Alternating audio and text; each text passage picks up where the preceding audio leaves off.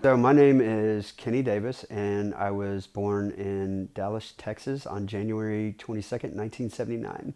When I was diagnosed, I wasn't diagnosed until I was 38, and which was about 4 years ago, 5 years ago. Um, I always knew that I was different, and I always knew that there were certain things that I could do better than other things. And one of the things that I realized once I got diagnosed was that I could really do anything that I wanted to.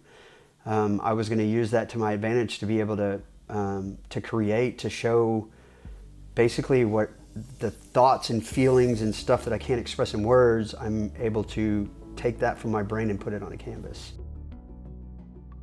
And that's why it became such a huge passion for me to paint and everything like that, because I felt like I was showing the world my brain for the very first time, because I can't express, when people ask me on a daily basis, like, how do you feel? How does that make you feel? Or how do you feel today? And I can never pick like one thing. I'm not happy, I'm not sad, I'm not frustrated, I'm not overwhelmed, I'm not, any of, super excited. I'm never just one thing at one time. I'm all of these things. And so it's just very hard for me to express myself sometimes. And so once I found out that I was on the spectrum, and after getting sober, it was just like something blossomed in my brain. I was like, I can do whatever I want to do, and I can be good at it. I know there's things that I'm really good at, and I know there's places where I struggle. And I just want to, I don't know.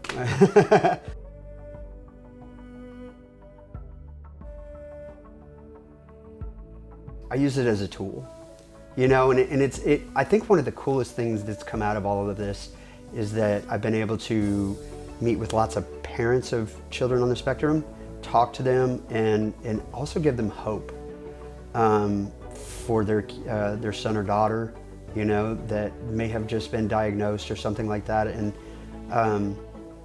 because I'm on I'm not going to say higher functioning level, but I'm on a level where I'm able to deal with the things in society better than some of the other people can. But it's not like a spectrum just across the board type of thing. It's everybody has their strengths and things that they're good at, and but I might be a little bit better at this, but I'm worse over here at I might be better at communication, but I may be worse at my fine motor skills or something like that. And so, but just being able to create for parents, that's a lot of people that end up buying from me are parents of kids on the spectrum, because they not only want to support me, but they feel like they're supporting their child at the same time. And we're able to talk and communicate and just help them understand, maybe what their child may be struggling with that they can't come out with in words that I'm able to do. And so it's definitely a huge part of the community that I work with. So for other people in my situation, don't be afraid to stand out. I always thought that I needed to be able to fit in, but I never did. And when I learned that I wasn't supposed to fit in, that it was okay to be myself and okay to stand out, then that's when everything started to work out and started to flow. And then it became a message from other people to, they were like, hey, I don't fit in either. Hey, I experience what you experience. Hey, I can relate to what you're saying.